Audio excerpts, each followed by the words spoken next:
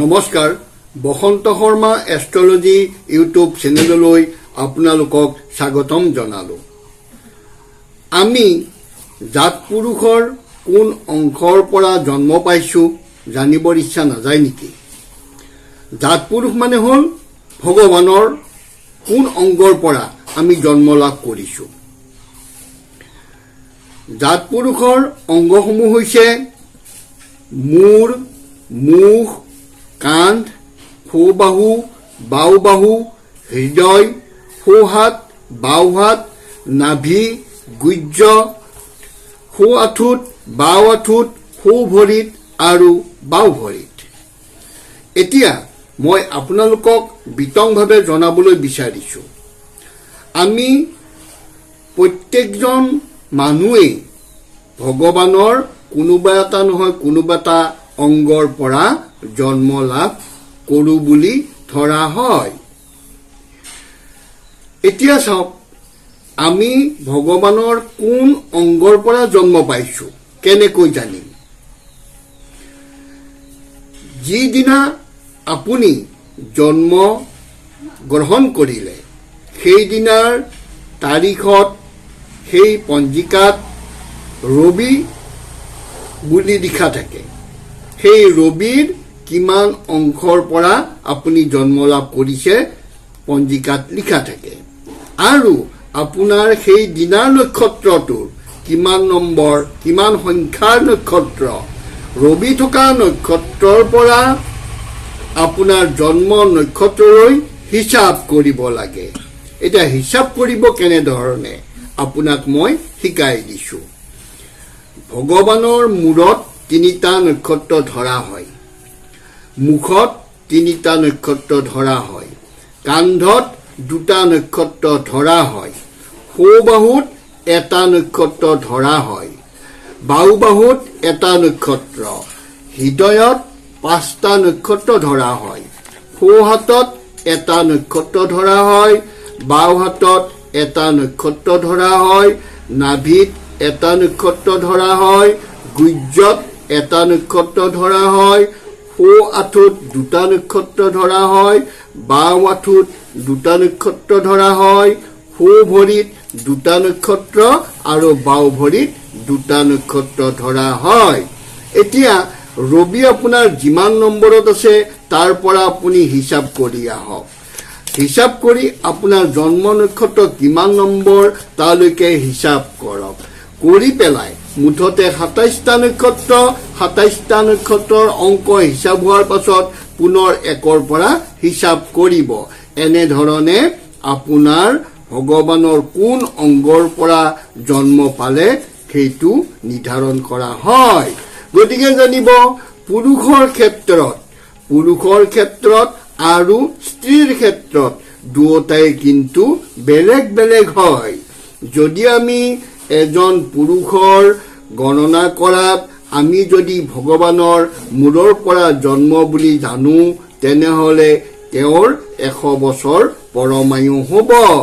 আৰু যদি মুখৰ পৰা জন্ম হয় তেনেহলে ১০০ বছৰ পৰমায়ু হয়।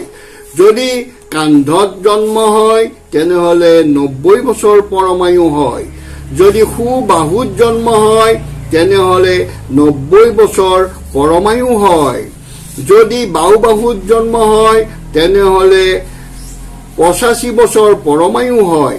যদি হৃদয়ত জন্ম হয় তেনেহলে তেওঁৰ ৮৫ বছৰ পৰমায়ু হয়।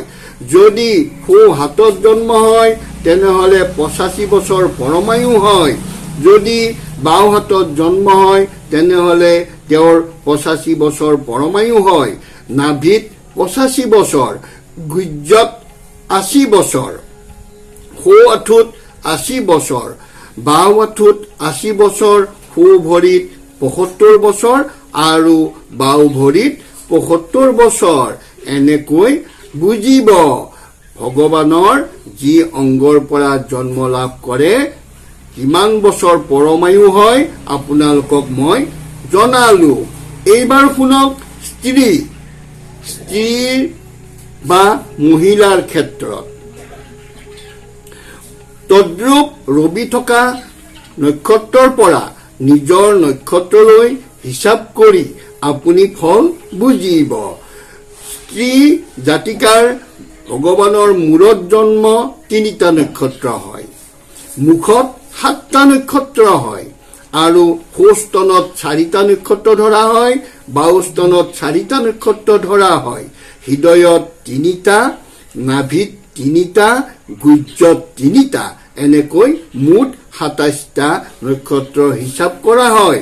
যদি ৰবি থকা নক্ষত্ৰৰ পৰা তেওঁৰ নিজৰ জন্ম নক্ষত্ৰলৈ হিচাপ কৰাত যদি মূৰত যদি নক্ষত্ৰ পৰিছে তেনেহলে 100 বছৰ পৰমায়ু হয়, মুখত যদি পৰিছে তেনেহলে 100 বছৰ পৰমায়ু হয়, যদি সোঁস্তনত জন্ম লাভ কৰে তেনেহলে 90 বছৰ পৰমায়ু হয়, যদি বাওস্তনত জন্ম লাভ কৰে তেনেহলে 90 বছৰ পৰমায়ু হয়, যদি হৃদয়ত জন্মে তেনেহলে 85 বছৰ পৰমায়ু হয়, যদি নাভিত জন্ম তেনেহলে 85 বছৰ পৰমায়ু হয়, যদি গুজ্জত জন্ম তেনেহলে 75 বছৰ পৰমায়ু হয়।